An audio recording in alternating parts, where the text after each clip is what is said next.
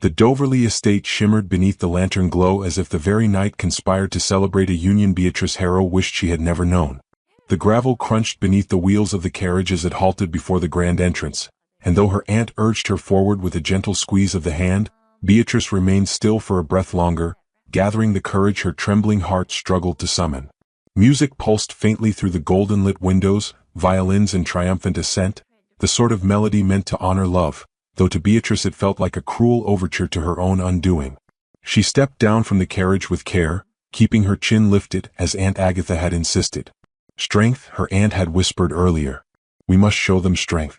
Yet the moment her slipper touched the polished marble floor of the entrance hall, a faint chorus of whispers rose like wind skimming over glass. Is that her? Someone murmured behind a fan. Indeed. The one he left for Lady Marianne. Poor creature. Why show her face tonight? Beatrice felt each word skim her skin like a cold blade, and still she pressed on, hands clasped before her, posture steady despite the shame tightening in her chest. She had told herself she would survive this night. She had told herself she owed it to her dignity to stand here, to prove she had not withered under betrayal. But the flicker of laughter behind her, sharp and delighted, made her doubt every promise she had made to herself. The ballroom stretched before her in glittering excess, crystal chandeliers dripping light onto gilded cornices, silk gowns brushing against velvet drapes, floral arrangements spilling roses and crimson and ivory.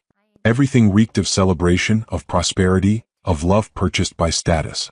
And at the far end of the room, framed by garlands and a glowing arch, stood Jonathan Wickliffe and Marianne Doverley, radiant in the way only the newly victorious can be. Jonathan's smile swept across the room like a practiced gesture, one he had used often when he once spoke softly of futures with Beatrice. But when his gaze reached her, the smile faltered, his expression flickering with something between guilt and irritation. Marianne noticed. Her porcelain face curved into a sly, triumphant smile, the kind that carved itself into Beatrice's memory like a scar. "Ah, Miss Harrow has arrived," Marianne announced to the cluster of guests circling her, her voice dipped in honey and venom. "How very courageous." A ripple of amusement passed through the group. Jonathan stiffened at his bride's tone but said nothing, as though he feared tarnishing the shine of the moment. Beatrice held her breath, clinging to control as tightly as she clung to the edges of her gloves. To her right, near the back of the ballroom, a tall figure stood apart from the chattering sea of guests. His presence alone seemed to carve silence around him. Dressed in dark, severe elegance, Duke Alastair Ravensfield observed the unfolding cruelty with cool, unreadable eyes. He was known, feared even, for his unyielding nature, his refusal to partake in society's petty games. Yet something in his gaze tonight was not dismissive, it was watchful, sure, almost protective in its steadiness. Beatrice did not notice him at first. She was too occupied with navigating the tide of murmurs pressing against her as she took one measured step after another toward a corner where she might fade into obscurity. But Marianne was not finished with her. "Jonathan," the bride said sweetly loud enough for her words to spin through the ballroom, "ought you not greet your former acquaintance? It would be unkind to ignore her after she made such an effort to attend." Beatrice froze. Jonathan hesitated, then, under the weight of the watching crowd, approached her. The violins continued their sweeping melody, but to Beatrice their song sounded hollow, drowned by the pounding of her heart. "Miss Harrow," Jonathan said with stiff politeness, bowing just enough to satisfy propriety. "It is good to see you well." She wished she could summon a blade of wit, a shard of cold detachment. Instead, her voice wavered. "I wish you happiness, Mr. Wickliffe." He flinched, perhaps hearing the tremor she tried to hide. Marianne watched from afar, satisfied, her arm looped through her father's as if she were queen of the evening. Guests leaned closer, eager for more spectacle. Jonathan shifted awkwardly. "You look in good spirits," he lied. "I look," she replied softly, "as well as one can under such circumstances." Her words drew a sharp breath from a woman passing by. Jonathan's face reddened. Marianne's smile tightened. The floor seemed to tilt beneath Beatrice's feet. The heat of humiliation climbed up her neck, and the glimmering ballroom blurred. She tried to steady herself with a breath, but the air would not enter her lungs. Her body swayed. A firm hand caught her before she could stumble. The touch was steady, commanding, warm through her gloves despite the slight chill in the room. She looked up, into the unyielding gaze of Duke Alastair Ravensfield. He stood close enough that she could see the faint shadow of stubble along his jaw, close enough to feel the controlled strength of the arms supporting her. Steady, he murmured, his voice low, rich, and unexpectedly gentle. You need not bear their cruelty alone. Beatrice blinked at him, stunned. The room fell strangely quiet, as though his presence drew attention without effort. Jonathan stared, aghast. Marianne's expression cracked, surprise leaking through her polished facade. My lord, you need not trouble yourself, Beatrice whispered. Alistair's gaze did not waver. It is hardly a trouble to shield a lady from the indecency of others. A murmur rippled across the ballroom. Jonathan tried to speak. Your Grace, this is unnecessary. Alistair turned his head slightly, his voice cutting without raising in volume. You have said enough for one night, Mr. Wycliffe. Silence. Sharp, breathless silence. He returned his attention to Beatrice. His hand still supported her with effortless strength, but it was his voice, quiet, resolute, that steadied her trembling soul. If you wish to reclaim what was taken from you tonight, he said, leaning just close enough that only she heard, allow me to stand at your side. And in that moment, surrounded by chandeliers, gossip, and the ruins of her former hopes, Beatrice Harrow felt the first glimmer of something she thought she had lost entirely. A chance. A shield. A beginning she never expected. She drew a breath that did not shake. The violins rose. And she whispered almost imperceptibly, yes. Whispers scattered like startled birds as Alistair Ravensfield guided Beatrice back into the heart of the ballroom. His arm, firm beneath her gloved hand, steadied not only her steps but the trembling of her spirit. The crowd parted instinctively, as though sensing the presence of a force they dared not obstruct. The chandeliers cast a warm radiance over them, gilding their path in gold, and every curious eye followed their progress. What began as gossip shifted to astonishment, then to something bordering on disbelief. The Duke, with her? Someone breathed. Impossible. He attends events as a courtesy, never in company. And certainly never escorting a lady. Beatrice felt her pulse flutter beneath her skin, each comment pricking her nerves. She had expected whispers of pity as she entered the estate, but she had not imagined this, standing beside one of the realm's most formidable figures, a man whose reputation silenced rooms. Alistair's demeanor remained unreadable, revealing no emotion beyond a deliberate, almost protective focus on her. Yet she sensed something deeper stirring beneath his composure, something he chose not to name. You need not fear their stares, he murmured without looking at her. They stare only because they understand so little. She lowered her gaze. I do not wish to give them reason for further cruelty. You have given them none, he replied.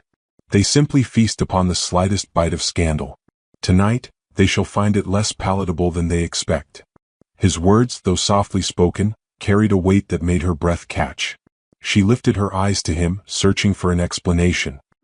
He offered none, only tightened his hand around hers with the calm assurance of a man who knew precisely what he intended. They reached the center of the ballroom, where couples glided across the polished floor in perfect formation. The music shifted to a waltz of quiet intensity, the kind that pulled the dancers into an intimate world while spectators looked on with yearning or envy. Alistair stopped, turned to her fully, and extended his gloved hand.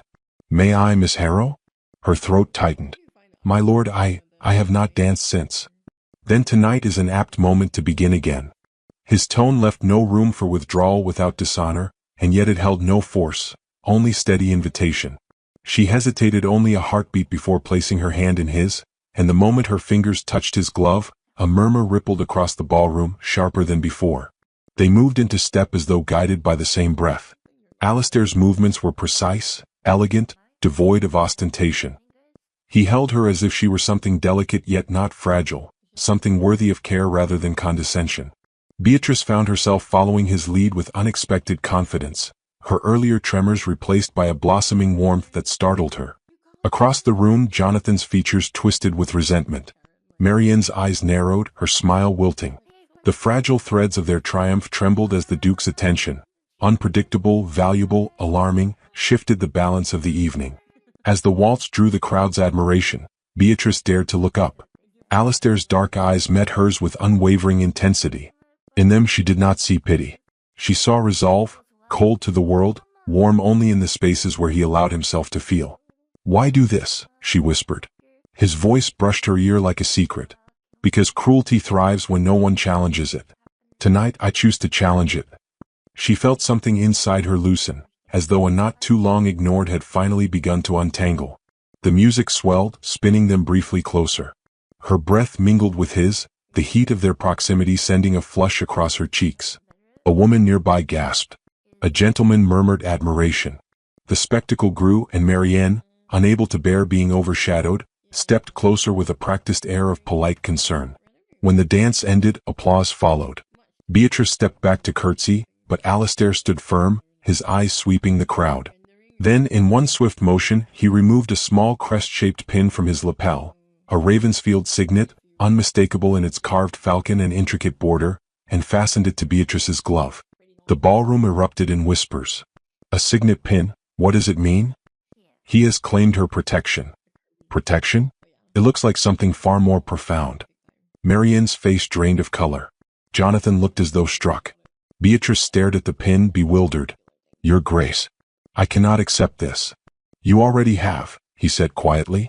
And it serves a purpose. No one shall speak of you with malice tonight. Not while bearing my crest. Marianne stepped forward, lifting her voice high enough for the nearest guests to hear. My, what a touching gesture. Tell me, Miss Harrow, do you still possess the letters Jonathan wrote to you? I imagine you kept them very close. A stunned hush fell over the circle of onlookers. Jonathan paled. Beatrice felt her heart seize. Marianne continued sweetly, surely you must still have them. Such sentimental attachments are difficult to discard. Before Beatrice could speak, or falter, Alastair turned with deliberate calm.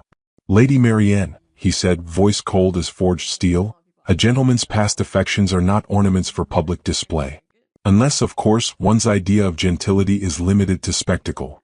The word struck with quiet brutality. The cluster of guests recoiled in collective awe. Marianne faltered, her lips parting in shock, exposed before the very audience she had sought to impress. Jonathan, unable to endure the humiliation, tugged at his bride's arm. Marianne, enough. But Alastair was not finished. He turned just enough to let the crowd witness his authority. Miss Harrow owes you nothing, not explanation, not apology. If any insult is delivered toward her tonight, it shall be regarded as an affront to my house. A silence thicker than velvet filled the room. Beatrice's heart hammered, her eyes wide, her breath unsteady. The room felt unreal, too large, too bright, too intent upon witnessing her unraveling or restoration. And yet, Alastair stood beside her, unflinching. He leaned toward her, voice lowered to a tone only she could hear. This is merely the beginning. There are matters you must understand. Walk with me when the moment turns. Beatrice swallowed, the weight of his words settling over her like both promise and warning. Before she could respond, the crowd parted as another figure approached. The bride's father, his expression clouded with unease. Tension prickled the air, and Beatrice felt the first tremor of a storm gathering on the horizon. Alastair's eyes narrowed with cool anticipation. The night, it seemed, had only begun. The music softened into a gentle nocturne, its notes drifting through the ballroom like threads of smoke as Alastair guided Beatrice toward the conservatory. The murmurs behind them faded with each step, swallowed by the hush of a long glass corridor lit by candle sconces. Beatrice's heart beat a nervous rhythm, quick and uncertain, yet she did not resist. Something in the Duke's presence, unflinching, resolute, drew her forward with a kind of trembling trust she barely understood. The conservatory door creaked softly as he opened it. Warm lamplight filtered through tall panes of glass, illuminating a sanctuary of ferns, blooming orchids and night-blooming cereus. The scent of jasmine mingled with the faint dampness of watered soil, creating a haven far removed from the glittering cruelty of the ballroom. Alastair motioned for her to step inside, then closed the door gently behind them, muting the distant music to a faint echo. Beatrice breathed in deeply, the air cool against her heated cheeks. I should not have left so abruptly, she murmured. It must appear improper. Impropriety is the least of this evening's offenses, Alastair replied, moving toward a wrought iron bench half hidden behind a curtain of vines. Sit, Miss Harrow. You look as though your strength is attempting to outrun your exhaustion. She hesitated but obeyed, lowering herself onto the bench as he stood before her. The lamplight cast soft shadows across his face, revealing a man carved by restraint, not indifference. His posture was straight, composed, yet something restless flickered beneath the surface, a tension she had not noticed earlier. You endured cruelty tonight, he said. Cruelty masquerading as celebration. She folded her hands tightly in her lap. I had hoped my presence would show them that I was not broken by what happened. Instead, it seems I merely offered myself as their entertainment. You offered them courage, he corrected quietly. They responded with spite because courage unsettles those who lack it. Beatrice looked down, tracing the outline of the Ravensfield signet pin fastened to her glove. I do not understand why you intervened. We scarcely know one another. Alistair remained silent for a moment, as though choosing his words with care. Then he lowered himself onto the other end of the bench, his voice deepening with memory. There was once a woman I cared for deeply, he began. She moved through society with more grace than it deserved. Her only flaw was trusting that this world would honor sincerity. His gaze drifted to the glass ceiling above, where the moon shone faintly. When opinions turned against her, no one stood with her. Least of all, me. His voice softened on the last word, the admission carrying the weight of a confession long withheld. Beatrice felt her breath still. She died believing she was alone, he continued. I have not forgiven myself for allowing gossip to devour her spirit. When I saw you tonight, surrounded, cornered, condemned by whispers, I recognized the look in your eyes. A look I should have protected once before. Beatrice felt the sharp sting of empathy. I am sorry, she whispered. No one deserves such an end. Alistair nodded, the movement slight, controlled. No, they do not. And I vowed years ago that if I ever saw cruelty take that shape again, I would not stand idle. Tonight, fate placed that vow before me. The quiet between them held depth, fragile yet powerful. Beatrice studied his face, not the sternness society spoke of, but the grief beneath it, etched into lines at the corners of his eyes. She had never thought the Iron Duke capable of bearing wounds of his own. She clasped her hands more tightly. Jonathan's abandonment wounded me, but it was not the betrayal alone that left its mark. It was the manner of it. One day he spoke of future promises, and the next he claimed I was unsuitable.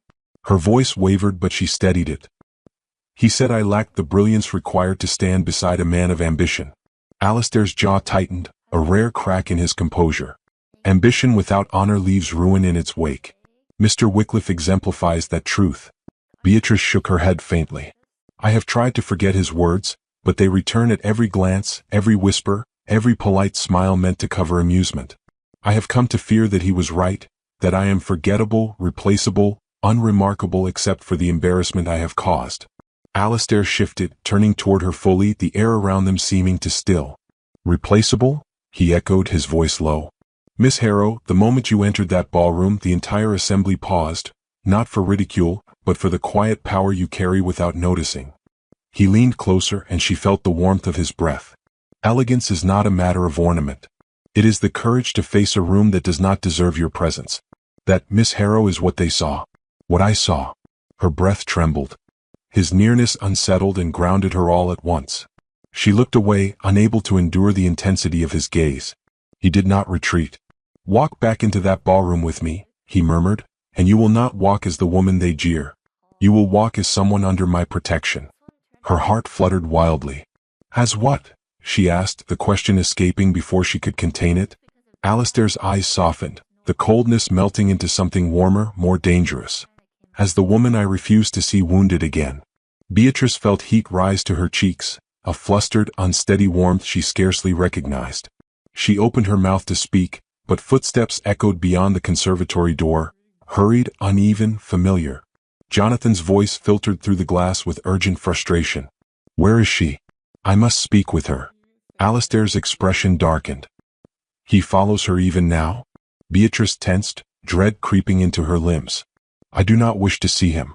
Not after everything. You need not, Alistair replied, his voice deepening with quiet authority. If you desire it, I will send him away. Beatrice hesitated, torn between fear and resolve. She had come tonight seeking closure, yet facing Jonathan again felt like reopening wounds she could barely keep from bleeding. Alistair leaned in, his voice scarcely above a whisper. Say the word, and he will not cross this threshold. She looked toward the door, then back at the Duke, at the unwavering strength in his gaze, at the certainty he offered without condition. For the first time that evening, she felt the faint, rising ember of choice rather than circumstance. He is coming, Alistair murmured. Decide swiftly.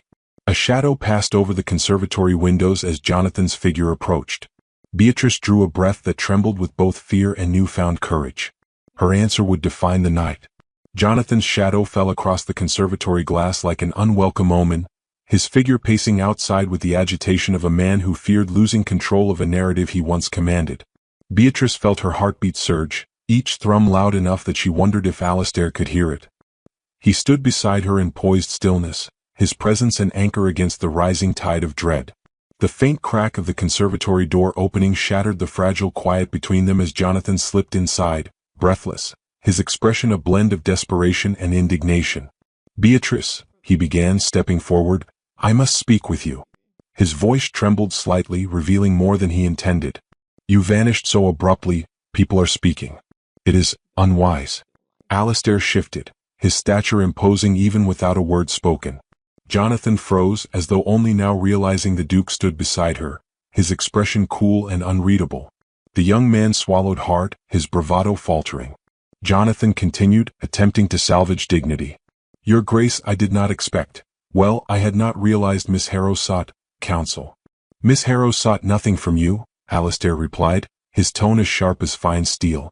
"But she has endured enough unwanted attention for one evening." Jonathan bristled. "I have a right to speak with her." "You forfeited that right," Alistair answered calmly, "the moment you traded sincerity for ambition." Beatrice felt an invisible thread pull taut between the two men, one woven from years of societal expectation, regret, and pride. Jonathan turned toward her with pleading eyes. "Beatrice, you must understand, my marriage to Marianne was a decision you pursued with eagerness," she said quietly, surprising herself with the steadiness of her voice. "You owe me no justification now." He faltered, wounded by her composure. "I never meant to cause you suffering." Beatrice rose from the bench with graceful finality. "Yet suffering was the result. What you meant matters little compared to what you did." Jonathan opened his mouth to protest, but Alistair stepped subtly closer to her, a gesture small yet unmistakably protective. Jonathan's gaze snapped between them, dawning realization darkening his expression. "So this is your aim," he muttered. "To parade yourself with the Duke to provoke scandal?" Alistair's eyes hardened. "Mind your tongue, Wycliffe. What you attempt to diminish is what you were never wise enough to cherish." Jonathan's jaw clenched. The accusation stung because it held truth he could not refute. But pride, his oldest companion, urged him forward. "Is this truly what you want, Beatrice? To be the subject of gossip under a duke's shadow?" Before Alistair could speak, she answered, her voice quiet yet firm. "I want freedom from humiliation, Jonathan. If society must speak, let it speak truth. I stand with those who treat me with dignity." The words settled like a final bell marking the end of an era. Jonathan inhaled sharply, his face pale with a mixture of anger and regret. "This is madness," he whispered. "You are being manipulated." Alistair's reply was swift. The only manipulation tonight came from those who sought to shame her for their amusement.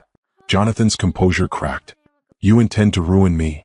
"I intend only to correct what should never have occurred," Alistair said, stepping forward with an authority that seemed to reshape the air itself. "Miss Harrow owes you nothing, not reconciliation, not apology, not silence." Jonathan found no refuge in argument. He stumbled back, his pride bleeding from wounds inflicted by truth rather than violence. With one final, uncertain glance at Beatrice, he turned and left the conservatory, the echo of the closing door marking the end of his dominion over her life. Silence enveloped them once more, yet it was no longer fragile. It was sturdy, a structure built from revelations and resolve. Beatrice exhaled softly, unaware she had been holding her breath. Alistair watched her with a gaze that carried something deeper than mere concern. "You spoke with remarkable strength," he said. "Many would have faltered." "I have faltered enough," she replied, her voice soft but steady. "Tonight I needed to stand. And stand you did." He offered his arm again. "If you are willing, we shall return to the ballroom. Not as victims of gossip, but as those who refuse to bend beneath it." Beatrice looked at his offered arm. For a moment she remembered her trembling entrance, the whispers, the quiet cruelty. Now she felt no tremor, only clarity. She placed her hand upon his arm, allowing the warmth of his presence to guide her forward. They stepped back into the corridor. The music swelled once more, a grand orchestral sweep that seemed to welcome their return. As they approached the ballroom doors, a hush fell over the crowd. All eyes fixed upon them, some in awe, others in disapproval, many in bewildered fascination. Marianne stood at the center of a small gathering, her expression brittle as she watched their entrance. Jonathan lingered behind her, pale, his confidence shattered. Alistair's gaze swept the room with calm dominance before settling on the bride. "Lady Marianne," he addressed her politely, "I trust the remainder of your evening will proceed without further spectacle." Her lips parted, indignation rising, but her father, watching with a calculating eye, placed a firm hand on her arm, silencing her before she could invite further disgrace. Marianne's frustration twisted her features, yet she curtsied with forced grace. The musicians faltered as if awaiting instruction. Alistair inclined his head just slightly, and the conductor resumed with a graceful, subdued melody. Beatrice felt the weight of 100 stares, but none pierced her. Not while standing beside Alistair. A gentleman stepped forward, bowing. "Your Grace, I see Miss Harrow bears your signet. Dare we hope this means—" "It means," Alistair interrupted smoothly, "that Miss Harrow is under my protection. Any slight to her will be regarded as a personal affront." A wave of astonishment rippled across the ballroom. Beatrice felt her pulse quicken. The Duke had not merely shielded her. He had made a declaration, one that could not be retracted without consequence. She leaned toward him, whispering, "Was that wise?" "It was necessary," he replied gently, his voice a warm contrast to the severity he offered the room. "You deserve more than whispered pity. You deserve respect." His words struck her with the force of truth long denied. The music deepened, strings shifting into a melody of solemn elegance. Alistair turned to her with a formal bow. "May I have this dance, Miss Harrow?" She nodded, gifting him a small, genuine smile. As they moved onto the dance floor, the crowd parted with reverence rather than mockery. Their waltz unfolded with a grace that quieted the entire ballroom. Every step carried unspoken meaning, strength regained, dignity restored, futures rewritten. When the final note lingered and faded, Alistair leaned close enough that his breath brushed her ear. "This is only the beginning," he whispered. "If you choose it." Her heart answered before her voice could. And yet, at the hall's edge, Jonathan spoke in low urgency to Marianne's father, their expressions clouded with a new, dangerous intent, one that promised the night's peace was far from secure. A ripple of unease threaded through the ballroom as Jonathan leaned toward Lord Doverley, speaking in a hushed but fervent tone. Though their words did not carry across the polished floor, their expressions revealed enough, resentment sharpening Jonathan's features, calculation darkening the older man's eyes. Alistair noticed immediately. His hand tightened ever so slightly around Beatrice's as their waltz concluded, his instincts sharpening like a blade drawn in silence. The music softened into something gentle, but beneath the graceful notes, tension crept like frost along the edges of the night. "Something is amiss," Alistair murmured. Beatrice followed his gaze and saw the pair watching them with ill-concealed intent. A cold flutter moved through her. "Do you believe they mean to stir trouble?" "They intend more than that," he replied, voice low. "They intend to salvage their pride at any cost." Before she could respond, Lord Doverley stepped forward with the stiff posture of a man preparing for confrontation. Jonathan followed, mask of civility stretched thin across his strained composure. Conversations waned as the crowd sensed a shift in the air. By the time the men reached the center of the ballroom, nearly every guest watched with barely contained anticipation. "Your Grace," Doverley called, tone formal but brittle. "Might we have a word?" "You may speak where you stand," Alistair answered, remaining beside Beatrice. "Unless your concern cannot bear the scrutiny of witnesses." A murmur rippled across the room. Doverley's nostrils flared, but he pressed on. "It has come to my attention," he began, "that you have attached your esteemed name to Miss Harrow with undue haste and without consideration for propriety." Another murmur, shocked, eager. Jonathan stepped forward, emboldened. "Indeed. Rumors are spreading. It is said you have compromised her image through your abrupt displays of, shall we say, favor. A gentleman should take care before casting a shadow upon a lady's reputation." Beatrice felt heat rush to her cheeks, anger, not shame. But Alistair remained still as marble, his expression unreadable. "Rumors rarely spring from truth," Alistair said, "but from those desperate to shape it." Doverley bristled. "Are you suggesting my word is untrustworthy?" "I am suggesting nothing," Alistair replied. "I am stating it plainly." Half the guests gasped. The other half leaned forward in exhilaration. Jonathan flushed crimson. Doverley pressed on, voice rising. "You bring scandal into my home. This evening is meant to celebrate unity and honor, yet you turn it into theater." Alistair lifted a brow. "Or your daughter and son-in-law?" Jonathan stiffened, but Doverley bulldozed ahead. "You parade Miss Harrow around this ballroom adorned with your signet, sparking whispers of impropriety. It reflects poorly on us all. The only impropriety present tonight, Alistair said, stepping subtly closer to Beatrice, is the treatment she has endured from those who believe themselves beyond reproach. Jonathan's temper broke. You elevate her as though she possesses qualities worth such devotion. She is. Beatrice stepped forward before he could finish.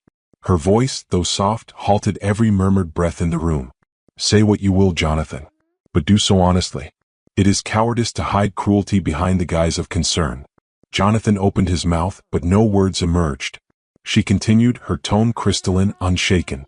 You accuse His Grace of compromising my image? It was not he who left me to be the subject of ridicule. It was not he who abandoned promises for ambition. If my reputation has been harmed, it was by your hand, not his. Doverley's jaw clenched. Jonathan's gaze darted to the watching crowd, suddenly aware that the spectacle he intended to control was slipping beyond his command. Alistair's voice followed, deep and unyielding. Understand this, gentlemen. Miss Harrow bears my signet because I offered her my protection. She accepted under no illusion, no persuasion. If you claim impropriety, you do so through malice, not truth. Doverley scoffed. Protection? You speak as though she is your responsibility. Alistair turned to Beatrice, and for a moment, the entire ballroom seemed to hold its breath. Responsibility? He echoed softly. No. She is not my responsibility. Beatrice's heart fell, but before fear could take root, Alistair took her hand, lifting it with a tenderness that silenced every whisper. She is my choice. The words fell like thunder. A sensation swept through the crowd, shock, awe, something bordering on reverence. Beatrice felt her breath lodge in her throat, her entire being trembling. Alistair turned back to Doverley. If you intend to accuse me further, do so with evidence. Otherwise, I advise you tend to your daughter's behavior, which has proven more disruptive than any gesture of mine. Marianne, hearing her name, stiffened with horror. Her father's face darkened as he realized the tide of opinion had turned, and not in his favor. Jonathan tugged at his sleeve, urging retreat, but Doverley's pride resisted. Then Beatrice stepped forward once more, her voice calm yet piercing. If honor exists within this room, she said, let it be wielded with integrity. His Grace has acted with kindness, nothing more. And if kindness is to be treated as scandal, then perhaps the shame is not his to bear. Silence. Then a few nods. Then more. The shift was unmistakable. Doverley's resolve faltered.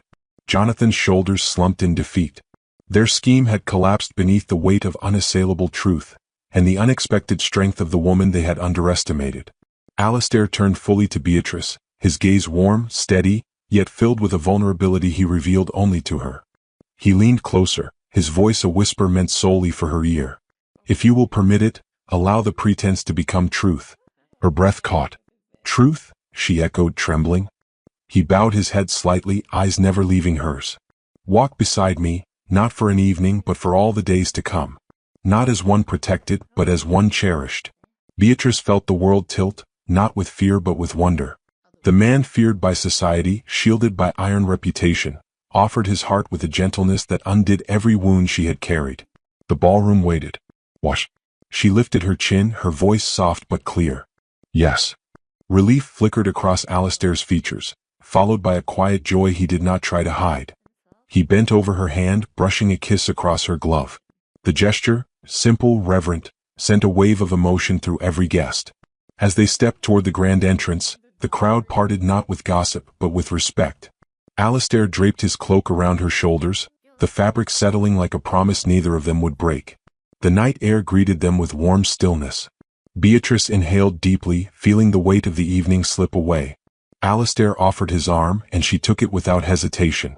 From this night onward, he murmured, you stand beside a man who sees you entirely. Side by side, they walked into the quiet garden beyond the estate's lights, leaving behind a night of cruelty, rising into a dawn of possibility neither had dared imagine.